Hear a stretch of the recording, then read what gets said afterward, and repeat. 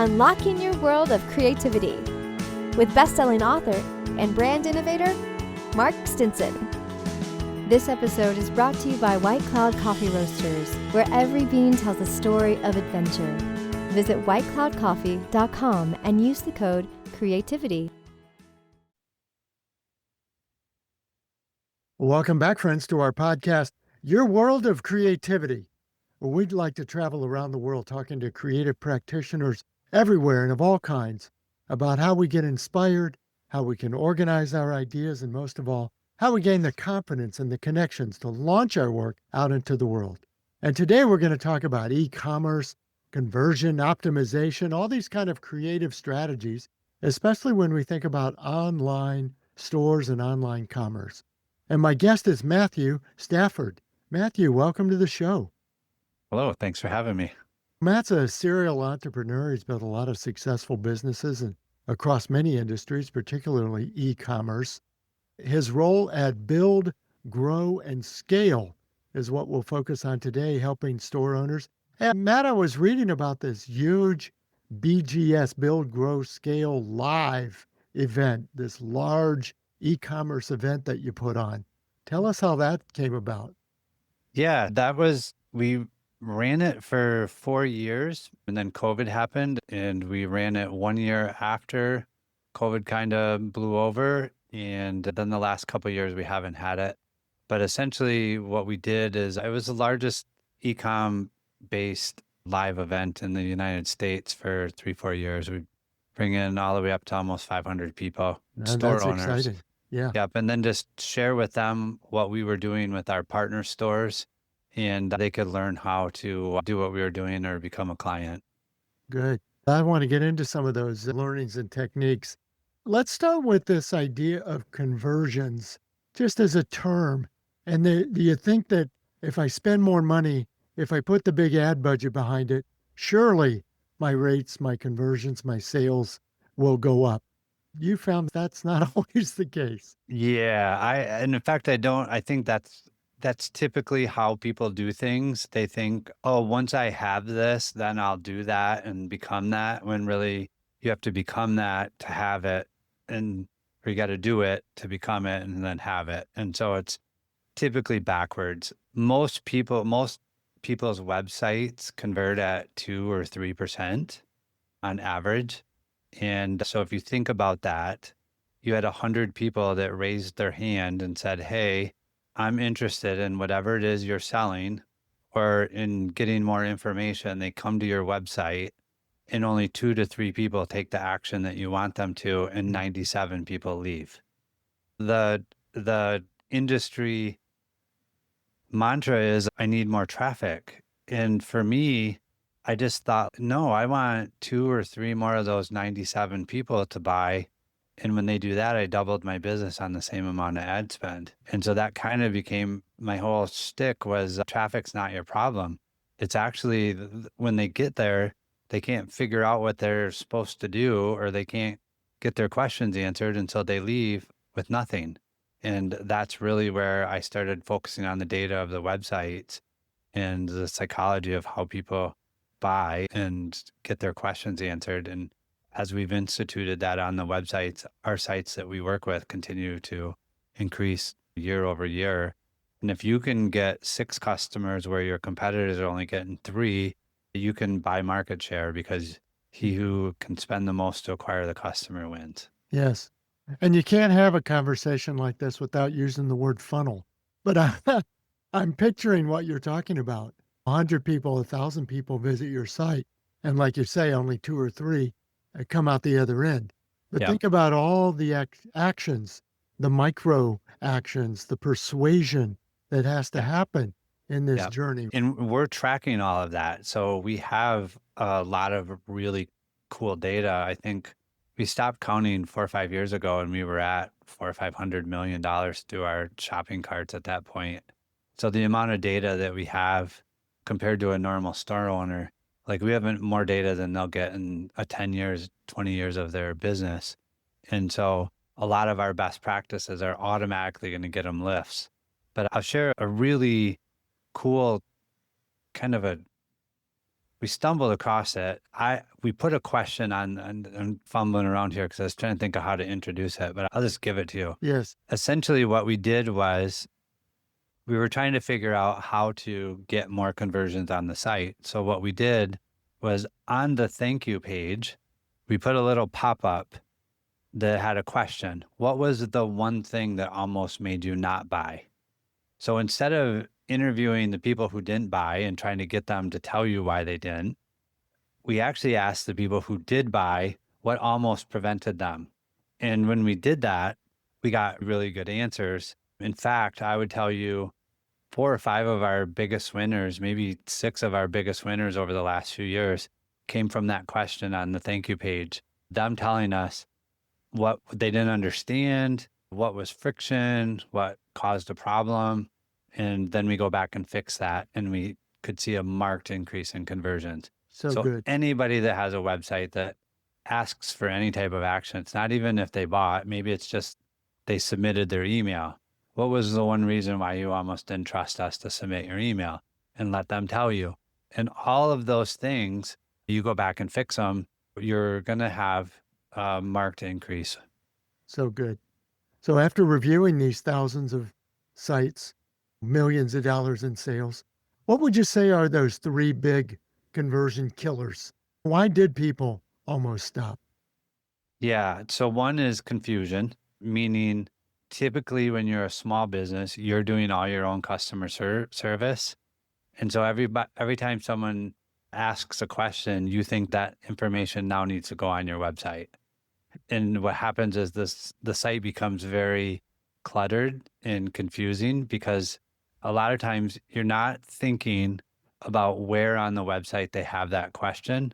So you're putting random information in a lot of different spots that's not corresponding to what the conversation going on in the client's head is at the time. So someone that's about ready to hit the add to cart button is in a totally different part of the buyer's journey than somebody that landed on your homepage. And so a good example of that would be you see people put products on their homepage and it says add to cart or buy now.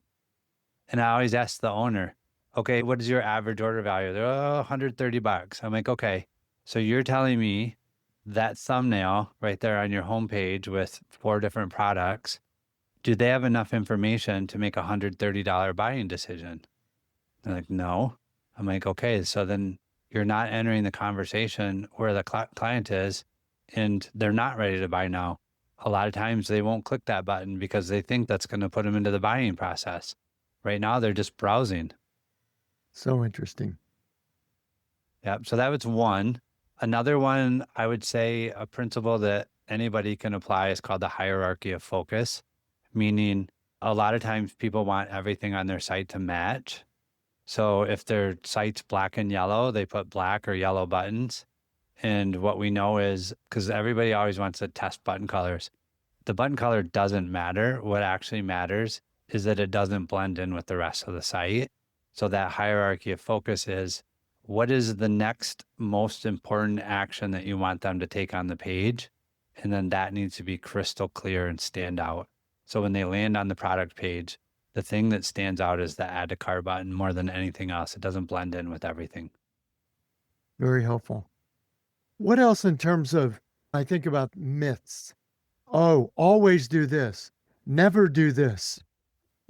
I'm sure Yeah, there are I think that exceptions to every rule, but anybody that says that, pretty much they're lying because sites are contextual. So things that we would never do on a site that's selling a $2,000 diesel product, we probably would do on a fast fashion for young women. But it's like there's all different things. What people tend to do is they look at sites that have a lot of success and they go, oh, I'm going to copy what they're doing. right. And it fails. Well, there's a lot of different factors that determine whether a site's having success or not. Are they buying the traffic? Is it owned traffic? Is it warm traffic? A lot of different things. What is the demographic? The language that you use. We have a site that is Second Amendment focused. And one of the things that we put underneath the add to cart button was guaranteed to melt snowflakes. And that alone increased the conversions and created all kinds of engagement where people thought it was great. And so it just depends on who you're serving and you knowing that better than anyone else. When making these choices now, I think about not just the customer, the clients, the companies making these choices, but we got to make these on data. There's no lack of data on a dashboard, even in testing. I'm sure you use heat maps and A/B and recordings and everything else that you can see what's moving the needle. What kind Yeah. of data though, when you think about this dashboard, what do we really got to look out for? Yeah. So there's what the data has taught us is that your most valuable traffic is search traffic. So the people that will, if you have a search bar on your site, let them type in what they want. And then that traffic converts twice as much and typically is 3 or 4 times more valuable than an average visitor. People that use filters are 2 to 3 times more likely to convert into a sale than an average visitor. So when you know that those two metrics exponentially increase your odds, having those as features on your website make a huge difference. We used to say, and this is back 8, 9 years ago when we were learning, we say, oh, if you only have 3 or 4 products, you don't need search. What we realized is we were wrong when we said that because people will also search in their problems or they'll type in their problems. And we've had a lot of the language the customer is using and what problems they're trying to solve. We've introduced new products.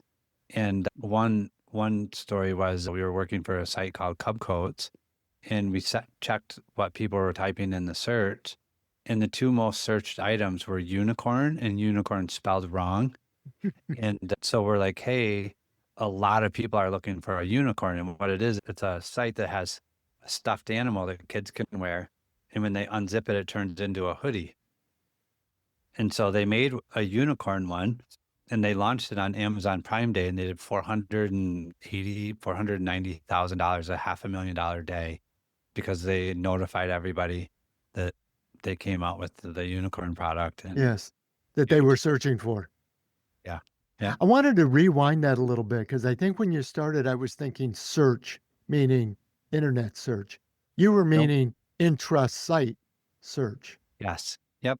So all of the sites that we work on, we always put a search bar top, center, right Very in the middle, nice. Very nice. because we realize that's the most valuable traffic that you have on your site and it gives you the most insight.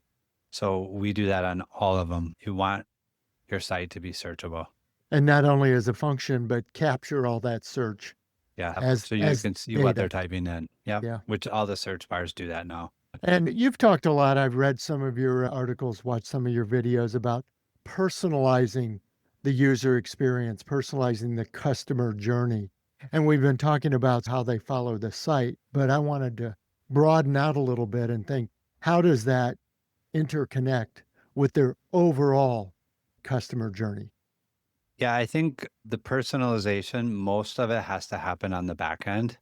Not viewing all, I try to always call them clients, not customers, because you treat clients different than you treat customers. And the way that you engage with your clients, the way that you build a relationship with them, that's all done after they've given you a little bit of trust and given you their email. And we think that you need to be making, on average, or it's a little bit of a red flag, that about 25% of your revenue should come from email. And that's your most profitable revenue because you've already acquired those, you've paid for them to come Exactly. to your site. And yes, that part of the personalization is where you build long-term clients. So the people that you have on your email list are generally going to be a lot more profitable than your first-time sales. So good.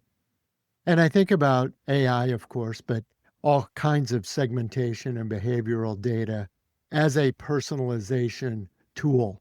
It's like you can have 100 FAQs, but if this person is only interested in 3 of them, or you already have some of their search interests, why are you going off in another direction? I think about your confusion point. Yeah, I always tell people that are doing that, you're taking a business problem and making it your customer's problem because you're not taking the time to segment it and talk to them relevant to what they're interested in, you're basically saying, hey, I'm just going to throw a whole bunch of stuff against the wall and hopefully it sticks. One of these will be Instead the of, point you want. yeah, yeah. And so thinking about this customization, let's start with customizing the message. If I can profile, if I have AI helping me drive this, can't I get to the point faster?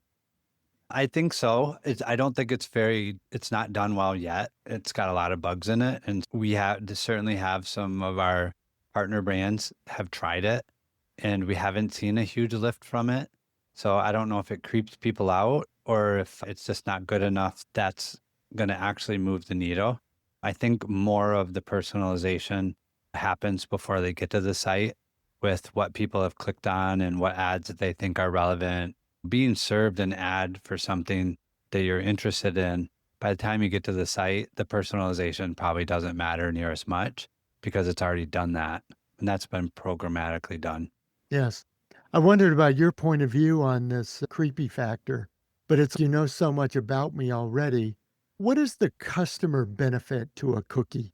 We know what our benefit is, but is there a consumer benefit to I think having this so. tracking? I don't want to be served a whole bunch of things that aren't relevant to me and that I've never looked at. And yeah, I think you see it on social media now. Like your phones are listening because you'd have a conversation with a friend about going to the F1 race, and then all of a sudden you get served a bunch of ads to buy tickets for the F1 race. That's relevant, and you see it happen, and I don't have a problem with it because I've already expressed that I'm interested. I think 8 years ago when it first started, people were like, uh-oh. But the truth of the matter is we get to see behind the scenes of some pretty big data aggregators and even people that get consent on the website, and the amount of data that they can put on a cookie when you're browsing your site that they can find out about you there's no privacy anymore, to be honest. Like they know a lot of stuff. Matt, you're working with clients big and small, all sorts of budgets. Can a small brand, can a startup even benefit from some of this stuff? I think that they benefit the most because they don't typically have what I say earned media. They don't have the name and the brand that actually pulls people in. And so having the website that functions better and serves the customer better is a way for them to win. And I see it all the time. I really don't think with the tools that are out there now that the small guys have that much disadvantage. There's a lot of people that come in and disrupt all the time. I have one client, he's probably the best client I've ever had. I started coaching him 3 years ago and he'd made about, I want to say at the time, less than 20 grand in sales. And by the end of the first year, he hit 1 million.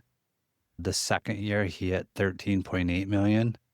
Last year, he did 36 million. And right now he's on pace for 60 and he's in his early 30s. I think he's 31, be 32 in August. And so, yeah, if you're hungry and you're smart or you're willing to work, it's still happening all the time. And you were talking at the outset, and I wanted to circle back to this about the funnel, about conversions, about say 2 to 3%.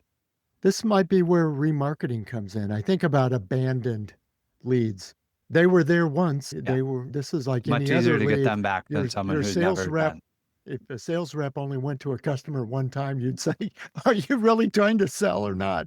So where does this fit in to our whole creative strategy? I think it's very important for a fact that more of those people are going to convert at a higher percentage than people that don't know you, that most marketing is interruption marketing. So you're interrupting them. They're going to have to be interrupted 2 or 3 times unless you just happen to catch them on a buying day. So those remarketing ads bring in a lot of the sales. And is that a re-engagement? Is that but why didn't I love that question? Why didn't you, or why wouldn't have you? So how are we getting the cart abandonment back? Yeah, goes back to the technology. Again, I picture a retail store, brick and mortar. If somebody walked out and they had a cart full of stuff, you would practically chase them to the parking lot. Right. Yeah, I think the same. That's probably I would say that's probably the largest revenue source would be the abandoned carts and recovering them through SMS technology. SMS is a huge for recovering abandoned carts. Everybody makes the assumption that if someone abandoned their cart, that they didn't want to buy, and that's just not true. If you look at when most of your sales are happening, it's during the day, and so most of those people are working. So maybe their boss walked up to the desk, or maybe a phone call came in and they got distracted, and so they literally didn't necessarily not want to buy. Something happened, and it's all you got to do is re-engage them, and when you do that, you're going to make sales. My guest has been Matt Stafford. Matt, I want to make sure people know where to find you and learn about the work at Build, Grow, and Scale. Yeah, buildgrowscale.com. And if you have a website that you want us to take a look at, just do an audit, you can email me at matt@buildgrowscale.com and we'll take a look at it. Sounds good. I wanted to, again, scope out a little bit further. We've been talking about tools and techniques on websites and carts and everything else, but it really comes down to persuasion. And a lot of people think that's the message alone. Is how you build a site part of the persuasion itself? Yes, 100%. And I think that's what makes us so much different at it than a lot of the other people. I believe we always say to make it Homer Simpson simple. Clarity trumps persuasion.